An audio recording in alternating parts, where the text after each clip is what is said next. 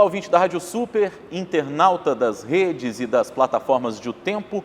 Nós estamos hoje numa entrevista de balanço, numa conversa com o prefeito de Belo Horizonte, Alexandre Calil, do PSD.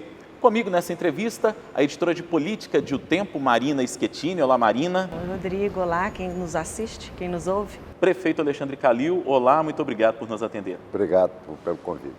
Bom, prefeito, para começar, eu gostaria que o senhor fizesse um balanço desse ano de 2021, que está chegando ao fim. Foi um ano desafiador, mais uma vez, também num contexto e num cenário de pandemia.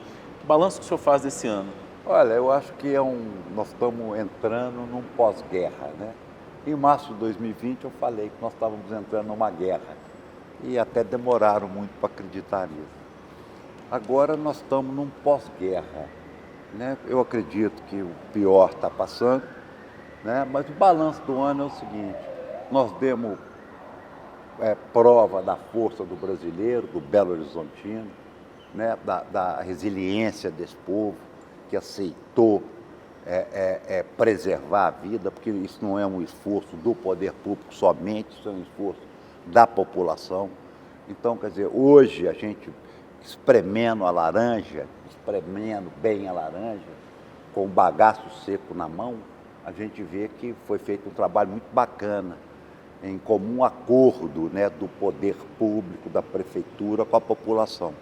E esse poder nos rendeu, hoje nós sabemos que nós não sabíamos de nada, esse acordo nos rendeu menos mortes, apesar de mais de 6 mil mortes, não é menos, mas poderia ser muito mais, como os institutos internacionais disseram.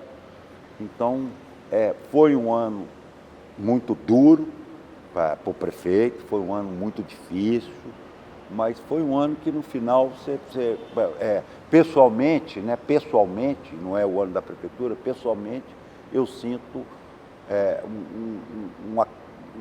meu coração quente do dever cumprido, né? Porque isso aquece o coração quando você tem o dever cumprido. E a prefeitura passou por essa absoluta turbulência única nos últimos 100 anos, né? De uma forma muito com olhar na população, com olhar do que ciente que era obrigação do poder público proteger a população, e nós fomos para esse caminho de proteção à população. Ela reconheceu essa proteção na eleição do ano passado. Ela protegeu, ela reconheceu que o prefeito tentou protegê-lo e veio o resultado da eleição, que é uma prova. Eu digo o seguinte, sabe? A maior prova que você dá não é pesquisa de opinião, não, é a urna. A urna é a prova cabal se o povo gostou ou não do seu governo. E com tudo que nós passamos, eu fui eleito, né? Tenho a segunda votação da história de Belo Horizonte. Isso não é mole para um cara que nunca pretendeu nada, né? É um neopolítico. Então, eu acho que foi um ano bom para a prefeitura e para o prefeito. Prefeito, um marco aí desse ano foi o relacionamento do senhor com a Câmara. Quando começou? O que o senhor acha que causou? E se a corda roeu mesmo?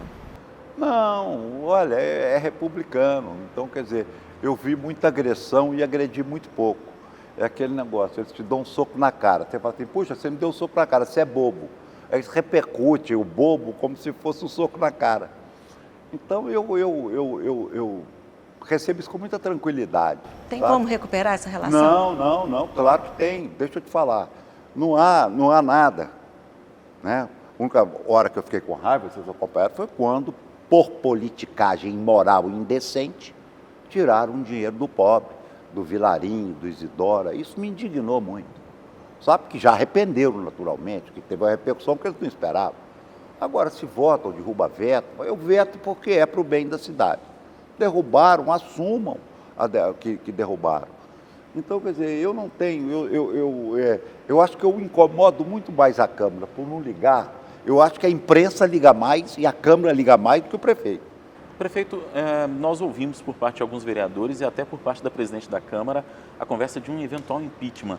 A própria presidente Nelly Aquino, em entrevista a nós, na Rádio Super e no jornal O Tempo, chegou a dizer que a maioria dos vereadores era favorável, no momento crasso da crise, a um eventual impeachment. Em algum momento, o senhor temeu sofrer um processo de impeachment e pergunto para o senhor, qual o papel nessa crise e na condução dessa crise lá no Legislativo da presidente da Câmara? Não, a presidente da Câmara é a maior opositora que eu tenho, né? Obviamente, isso todos vocês sabem, eu sei, e eu não me incomodo com isso, né? Em absoluto, ela tem a posição política dela e levou para um lado muito de eleição 2022, que é uma bobagem, né? Então, quanto ao negócio de impeachment, eu fui eleito há menos de um ano, no primeiro turno, com quase 64% dos votos. Sou prefeito, sou o segundo prefeito mais bem votado da história dessa cidade. Onde é que vão fazer impeachment? Sabem que isso não é assim. Sem apelo popular não tem impeachment. Entendeu? Mas isso não me preocupa, isso é aquela história. Onde eu fiquei sabendo do impeachment foi nos jornais, na televisão, no rádio, porque isso eu nunca... eu, infelizmente, para eles, na hora que falar, sai daí, eu vou pegar minha gibeira e vou embora. Eu não sou agarrado. Só acho que quem tem 6 mil votos, 5 mil votos, 4 mil votos, não pode falar em impeachment o segundo prefeito mais bem votado de Belo Horizonte. E, prefeito, sobre o ex-chefe de gabinete do senhor, Alberto Lage, era uma pessoa muito próxima do senhor, ele num cargo de confiança, e ele deixou o cargo divulgando áudios, conversas privadas do senhor. O senhor se sentiu traído? E por que acabou? Por que o senhor brigou com ele? Teve uma briga? Nunca. Olha, a respeito disso, eu mandei uma denúncia para o Ministério Público, como eu não faço propaganda, foi aceita a denúncia e ele está depondo na polícia sobre o que ele fez, né? Então eu não quero falar sobre isso, porque isso está sendo tratado pela polícia. Mas o senhor ficou chateado pessoalmente? Uai, ser traído, ser gravado à toa e numa conversa que não tem nada, é muito desagradável para um homem de 63 anos, né? Eu vou fazer 63 anos, tenho 62. Vou fazer 62. É um desrespeito absoluto, até pelo caso da autoridade que e pela confiança que tinha. Eu fiquei muito triste, né? Mas eu não tenho hoje como brigar com um garoto de 20 e poucos anos. Eu não tenho, eu tenho filho da idade dele e é meu caçula. Então eu não vou brigar com um garoto, né? Porque eu construí uma vida, eu tenho uma vida. Pode revirá-la de cabeça para baixo que ele sabe, todos sabem, a oposição da Câmara sabe como é a minha vida. Porque todos foram situação do meu governo e tiveram convivência de 4 anos comigo e nunca escutaram da minha boca nada antirrepublicano.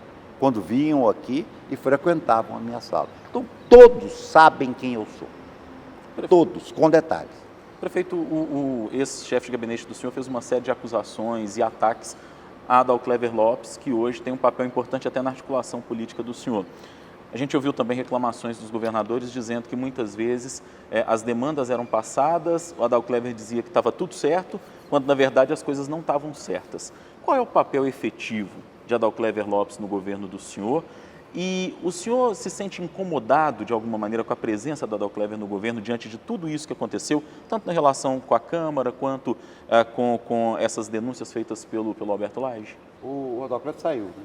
Então Sim. eu não sinto incômodo nenhum porque ele já saiu. E saiu porque quis. Porque quando ele pôs o cargo à disposição, eu falei que quem escolhia meu secretário era eu, né? E qual denúncia? Qual a prova? O que tem? Eu disse e repito. Eu não tenho compromisso com o mal feito. Então, é o seguinte, vocês deram muita importância para isso. Ele agora na coordenação política do senhor, né? Não Se o tá senhor na minha acha Não. que isso Não. não traz nenhum Porque é um gosto de bate-papo, eu relações? posso interromper. Pode. Não. Se vocês criaram a coordenação política, ele é candidato. Então, ele é candidato. Como que um candidato está na coordenação política de outro? Ele está coordenando a campanha dele. Olha, não tem coordenação política porque ainda não tem candidatura. Tá certo? Isso é invencionice que eu não desminto mais. Eu já relaxei com isso, entendeu? Essas invenções, essas babadas. Porque ele reuniu 4 meses atrás, 3 meses atrás, sei lá quantos meses atrás, eu estava tratando de caixa 2 da minha campanha para governador. Ô, gente, birutice tem limite. Mas o senhor acha que ele causou, acho que foi até a pergunta do Rodrigo, o senhor acha que ele é responsável por esses problemas do senhor com a Câmara? Não. Eu não sei, honestamente, eu não sei o que se passou, né? E disse isso para o Adalcleves, pedi, inclusive, para me falar o que tinha acontecido. Isso aí tem, eu vou te falar, tem caroço debaixo desse angu, tá? O que o senhor quer dizer com isso? Não, eu só quero dizer que não tem motivo para me ser gravado, nunca briguei, nunca desrespeitei, nunca fiz nada, conversávamos como íntimos. O senhor disse que o Alberto Lage teria aí uma motivação, Eu não sei. que se fosse eleitoral, Porque eu, com a minha idade, com tudo que eu vi na minha vida, eu não entendo. O que eu não entendo tem caroço debaixo do angu. Porque o resto eu entendo. Eu sei porque está fazendo isso, sei porque está fazendo aquilo, né? Vereadores transitam na festa do secretário, do governador com desenvoltura e tal. Aí eu sei, eu entendo. Agora, eu quero entender por que me gravar, por que fazer isso, né? Então, eu não entendo e eu vou te falar, eu vou repetir para você. Eu tenho uma cidade para tomar conta que não é pequena, que não é medíocre, que é uma cidade grande, robusta, com dinheiro, entendeu? Então, eu tenho que cuidar da minha cidade. Eu não tenho tempo para cuidar desses personagens, todos que foram falados aqui. Eu não tenho tempo. Eu tenho que cuidar da minha cidade. É só isso. Prefeito, uma das polêmicas que a gente teve aí nessas gravações que o Alberto Lage revelou pegava aí o presidente da Assembleia, Agostinho Patrus. O senhor se colocou na época, disse que o senhor estava muito chateado. E como que está o relacionamento do senhor com ele agora? Isso atrapalhou de alguma maneira? Absolutamente, até porque a gravação tirou a edição da frase, né? Que eu falei, quem tinha voto em Belo Horizonte, que um ou outro não valiam nada, eu é que tinha o voto. Depois que foi colocada a frase em contexto, inclusive, foi uma das frases que foram colocadas na denúncia que eu fiz ao Ministério. O Agostinho falou, gente, isso é uma bobagem. E que me conte, ele ouviu a gravação inteira. Então, isso aí está super tranquilo. Deixa eu te falar, não podemos subjugar a inteligência alheia, tá, gente? Você vê, nós estamos aqui há 10 minutos falando de bobagem. Não falamos nada de Belo Horizonte, nada de importante. Então vamos falar um pouquinho da cidade. Sim. Vamos mudar um pouco o foco do assunto, mas depois a gente ainda vai ter que falar mais de política, porque não tem jeito, prefeito. O senhor sabe disso. Eu queria falar um pouco com o senhor em relação à relação da Prefeitura com as empresas de transporte público em Belo Horizonte. Esse foi um assunto discutido muito, discutido inclusive por CPI na Câmara Municipal. A antecipação daqueles 220 milhões às empresas foi um valor que foi muito questionado pelos vereadores. E também a gente falou muito a respeito da auditoria que foi feita na BH Trans e nas empresas de ônibus, a história da caixa preta da BH Trans, que o senhor fala desde a sua primeira campanha. Queria fazer duas perguntas em uma. Primeiro, como é que o senhor avalia essa antecipação dos valores às empresas de ônibus? Era realmente necessário que isso fosse feito? E segundo, a CPI da BH Trans mostrou e argumentou o tempo todo que a auditoria que foi feita, aquela auditoria que mostrou que a passagem deveria custar mais de R$6, que era uma auditoria que não estava correta, que não foi feita da maneira que deveria ter sido feita. Como é que o senhor viu isso? Bom, vamos por partes. Primeiro, nós temos que lembrar o seguinte, quando você fala em 200 milhões no transporte público, isso aí são 16 dias de transporte público, tá? Então, vamos pôr, só porque parece 200 milhões, parece que nós estamos falando de um faturamento mensal, né, de 70 milhões de reais, mensal. Então, 200 milhões são 15 dias de transporte público, porque nós sentamos com o Ministério Público, sentamos com o Tribunal de Justiça, todas as capitais deram alguma ajuda, as que não deram fecharam, né? Vocês têm informação. Né? Foi dado subsídio, nós não, nós adiantamos um vale transporte para eles e já estamos recebendo de volta. Né? Essa que é a diferença de Belo Horizonte das outras capitais, que não deu subsídio. Adiantou um dinheiro do vale transporte e já está recebendo de volta. E foi abençoado pelo Ministério Público e abençoado pelo Tribunal de Justiça. Por quê? Porque a pandemia, ela passou. Esses que denunciam estavam debaixo da cama. Ou então espalhando Covid, aí como foi o caso. Né? Nós temos que lembrar que houve uma epidemia de Covid lá na Câmara. Esse momento passou. Agora esqueceram que o ônibus tinha que rodar. Esqueceram que tinha que amparar o transporte público, porque agora explodiu. Agora o problema explodiu. Agora bateu na cara da população. Parou o transporte público. Está parando. E quem tem que resolver o assunto é a Prefeitura de Belo Horizonte.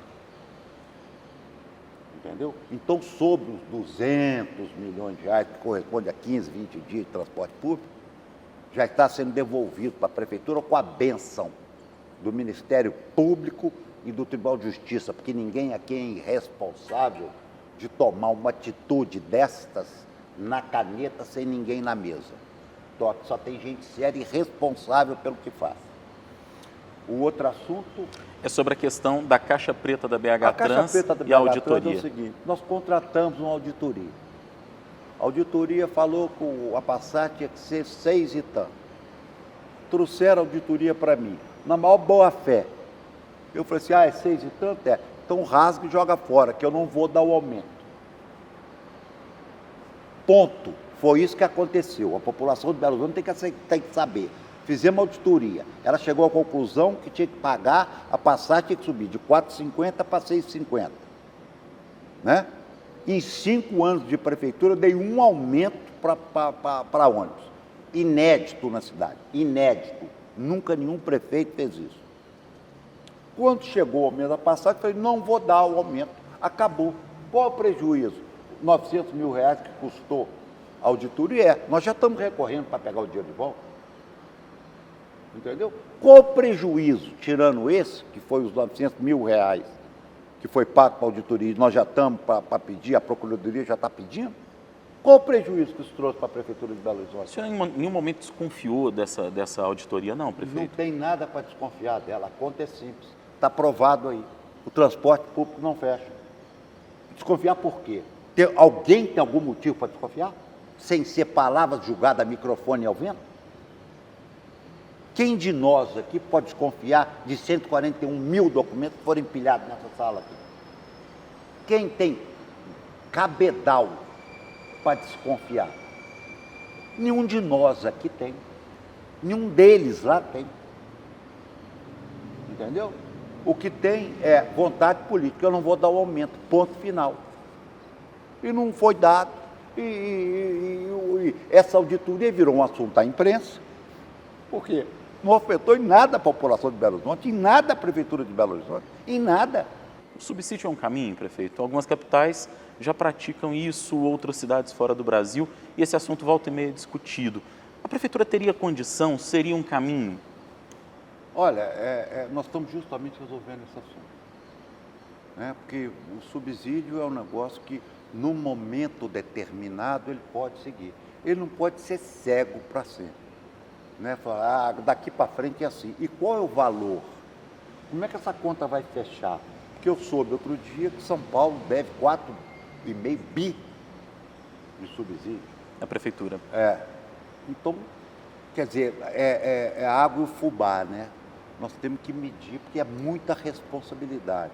O que eu concordo, e nessa discussão de transporte público eu concordei, é que primeiro tem que ser tratado o assunto com coragem, tá? Porque ter medo de transporte, não pode conversar porque eles são bandidos e tal, tem que provar. Eu quero dar um dado para vocês, porque ninguém fala na imprensa, só eles ficam quietos. Todas as quebras de sigilo dos empresários foram barradas na justiça, tá? Todas. Então, quer dizer, não conseguiram quebrar nenhum sigilo fiscal e bancário de nenhum empresário. A população não sabe disso. Pedimos. Pedir o quê, gente? Não tem prova. Não é assim. Esse país tem lei. Nós não estamos no submundo da internet, não. Agora todo mundo tem CPF. Entendeu? Tem que pedir Pediram, pô, agora vai resolver. Caiu feito um castelo de carta, lamentavelmente. Caiu feito um castelo. Por quê? Porque é isso. Porque não dá. Não adianta falar no rádio, na televisão, no jornal, porque isso não é prova. Tem que ter subsídio. Então derrubaram todos pedidos de quebra da CPI. Então, quer dizer, jogaram tempo fora, tinha coisa importante para tratar, podia tratar aqui dentro, trazer ideia, nada. Contrato 2008. Eu estou indiciado num contrato 2008. Não, indiciado, vírgula. Pediram meu indiciamento num contrato 2008. Isso não é política? Prefeito, ainda falando sobre a pandemia, né, quando a gente estava ali no olho do furacão, o senhor fechou a cidade e prometeu ajudar os comerciantes. O senhor suspendeu o pagamento do IPTU e de outras taxas. A Prefeitura de Belo Horizonte ainda tem alguma coisa, alguma ação para ajudar a população, ajudar os comerciantes? Fizemos tudo, cara, porque isso foi o negócio da Marina, que nós pedimos assim, ver o que pode fazer. E fizemos um pacote de bondade e entregamos de uma vez só. Agora estou fazendo o segundo, dando o maior desconto da história de Belo Horizonte, para aquele que tem casa, que não é o comerciante que dividiu em 100 e tantos meses, que também foi prejudicado. Os 10%. Os 10%, que é o maior desconto da história de Belo Horizonte. Então, quer dizer, nós estamos empurrando. O IPVA, concordamos com isso. Tomara que passe, já é mais uma ajuda ao povo, né? Então, é isso que nós temos que fazer. Eu acho que nós tínhamos que dividir o ICM, que nós temos 25% dele também. Nós tínhamos que fazer tudo que puder, porque o povo foi muito agredido, o empresariado foi muito sacrificado, tá? O dono de veículo também foi. Então, quer dizer, o pacote está pronto, de bondade já está pronto. Prefeito, o senhor é tido e havido, não é surpresa, não é novidade para ninguém, como um potencial candidato ao governo de Minas no ano que vem. Embora o senhor, toda vez que a gente pergunta, o senhor diz, olha, eu não me lancei, não sou candidato, não sou pré-candidato, mas o meio político todo, obviamente, fala a respeito disso. O senhor está num partido que tem uma capilaridade muito interessante no interior do estado e no país como um todo. As últimas pesquisas do Instituto Datatempo mostram que as viagens que o senhor fez pelo interior de Minas, já como presidente da Frente Mineira de Prefeitos, começaram a surtir efeito em relação ao desconhecimento que existia em torno do seu nome. Mas ainda existe um desafio de torná-lo mais conhecido. Como é que o senhor pretende contornar isso e como é que o senhor pretende ampliar o seu potencial de votos para as eleições do ano que vem? Deixa eu te falar. Isso é chato também, né? Isso é chato. Não é chato. A gente está só chateando o senhor aqui hoje, né? Não, deixa eu arrumar aqui. Isso é chato de falar. Perguntar, todos perguntam. Então, é nosso dever. Eu sou muito justo. Não é chato a pergunta, não. Chato é responder a mesma coisa. Fazendo campanha, tá? Quando você se torna conhecida, quando você entra na campanha e faz a campanha. Então, eu volto a repetir o que é muito importante. Eu estou cuidando da minha cidade. Se eu vou domingo, sou convidado para uma palestra aqui, me torna mais conhecido, porque eu vou lá e falo o que eu acho, o que eu penso sobre a pandemia, né? Recebo o título de cidadão honorário, que muito me honra, recebi, muito legal. Agora, eu não estou em campanha, porque quando eu entrar na campanha, eu vou entrar na campanha. Eu vou levantar a bunda dessa cadeira e vou falar assim, agora eu estou em campanha, gente. Mas Belo Horizonte tem que estar entregue a alguém. E quando vai ou ser? Ou não. Mas não pode ficar com o prefeito itinerante, fingindo que está governando, inaugurando filtro de água no interior para ficar mais conhecido, né? Quer dizer... O senhor acha que é isso? Por isso que o Zema tem hoje os índices dele? Eu não posso fazer, Marina. Quem está falando de Zema é você. Por que o senhor acha que ele está tão bem avaliado? Mas não é, estou falando de mim, entendeu? Eu não posso inaugurar a bica de água no interior para ficar mais conhecido. Eu tenho que governar a minha cidade, bem governado, porque eu tive muito voto, gente. Eu fui muito votado, porra. Fui votado para burro, né? O povo gosta de mim. Eu saio na rua, não tenho agressão, não tem nada. Quanto mais agora o Pateta está ganhando, aí que faz uma festa comigo. É gostoso ser prefeito dessa cidade. Esse povo é generoso, é legal, é bom. Entendeu? Como é que se abandona isso? Isso tem que ter. O povo quer clareza. Eu falo e repito, né, para vocês aqui. Pobre é pobre, pobre não é burro. O povo vai, pô, o prefeito nos largou. Ele está sentado aí, não deixa nem ninguém sentar, né? Ou faz isso ou sai da moita, não tem isso aqui em Belo Horizonte? Em Minas Gerais? Ou faz ou sai da moita. Então, quer dizer, ou faz ou sai da moita, é isso. Desocupa a cadeira, não pode abandonar esse povo. Então é simples assim. Se eu quiser ser candidato, a primeira coisa é sair da prefeitura. E a segunda é me tornar conhecido viajando. Prefeito, muito se fala aí da possibilidade, lá em 2022, quando o senhor deixar a cadeira, sair da moita, de uma dobradinha ali, um apoio do Lula, um apoio mútuo. Já estão falando até de Lulil, né? Já criaram até um apelido. E o Adalclever Lopes, que foi aí muito importante no governo do senhor, se encontrou com o presidente Lula em São Paulo recentemente. O senhor já conversou com Lula sobre uma possibilidade de estarem juntos de alguma maneira? E como que é a relação do senhor com ele? Olha, isso foi bacana, foi legal, né? Do mesmo jeito que eu estou deixando, como eles fofocam, né? Não conversei com o Lula sobre nada de 2022, nada. Então, o Adalclever fez uma visita, porque o Lula é amigo dele, né? Então, o Adalclever fez uma visita. Aí, não é você não, Marina. Já me ligaram do Globo, da Folha, do Estadão, do Estado de Minas, de todo mundo que você pensar e imaginar, que o Lula tinha encontrado comigo. É mentira. O Lula conversou comigo sobre 2028. É mentira. E o povo de Belo Horizonte sabe que eu não falo mentira. Eu não falo mentira. Se tivesse conversado sobre 2022 comigo, eu teria conversado. Recebi aqui Marina, Bolsonaro, na primeira campanha, né? Haddad, Ciro Gomes, todo mundo veio conversar comigo. Conversaram sobre política. Não houve conversa sobre 2022. O senhor estaria disposto e aberto a conversar com esse presidente Lula? Deixa eu te falar. O presidente Lula tem que ser respeitado. É um líder socialista, talvez o maior líder socialista do mundo. Do Brasil é disparado, do mundo. Tem que ser respeitado. O Bolsonaro é presidente da República. Eu sou crítico à pandemia, mas vocês nunca não ouviram uma palavra da minha boca de desrespeito ao presidente da República. E outra coisa, eu não tenho essa importância toda que estão me dando.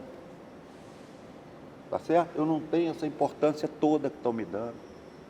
Eu simplesmente sou um prefeito de Belo Horizonte, posso ter uma boa aprovação, não sei se tem, mas a última pesquisa diz que é uma boa aprovação.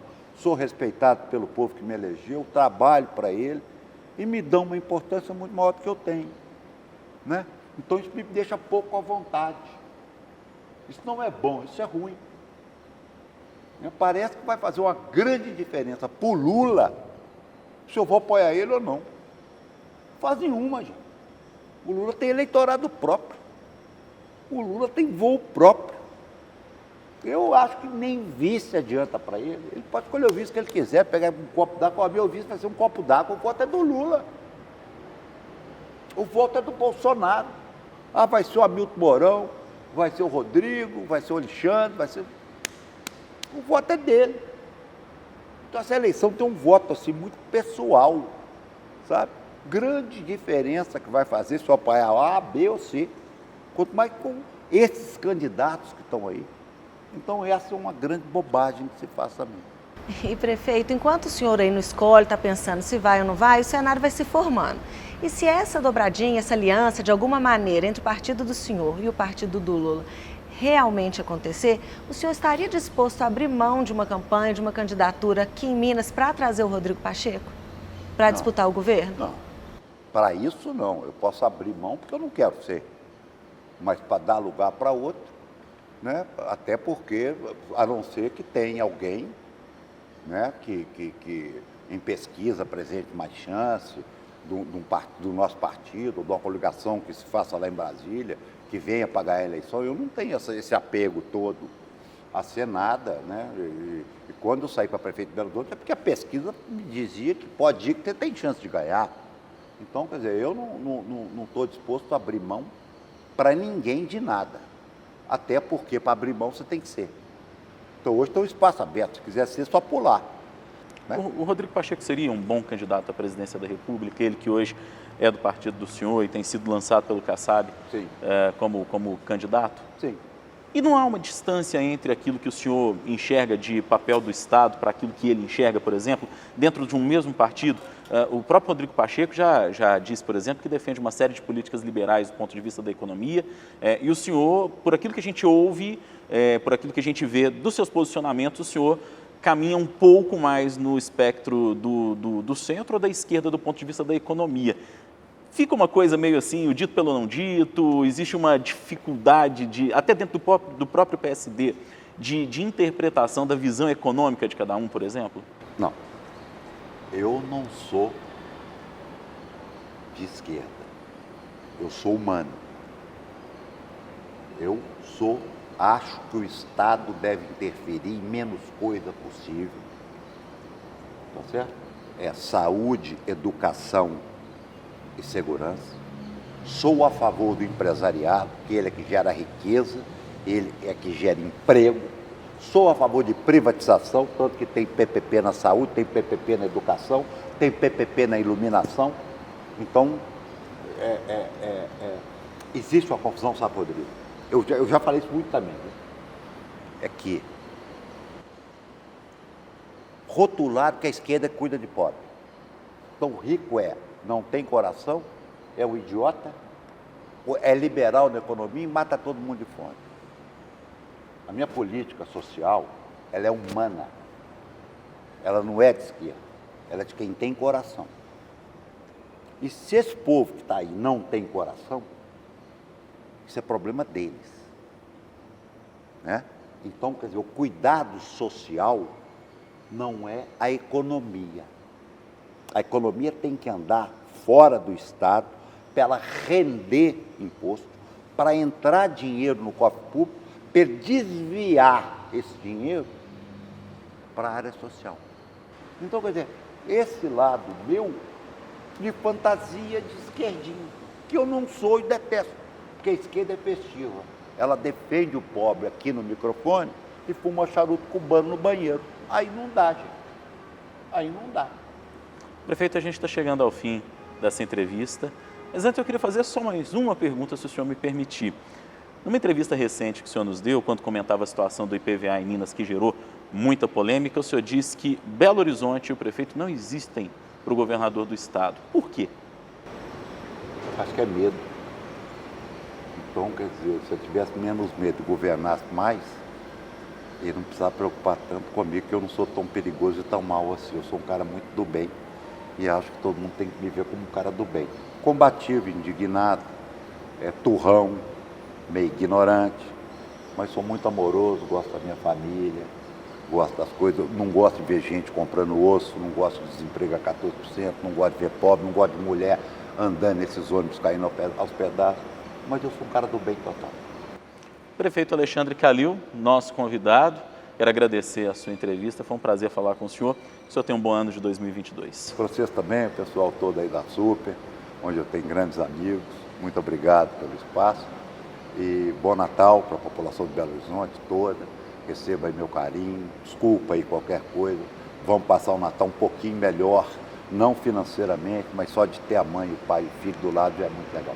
Marina Schettini, obrigado pela parceria de sempre. Eu que agradeço, obrigada, prefeito.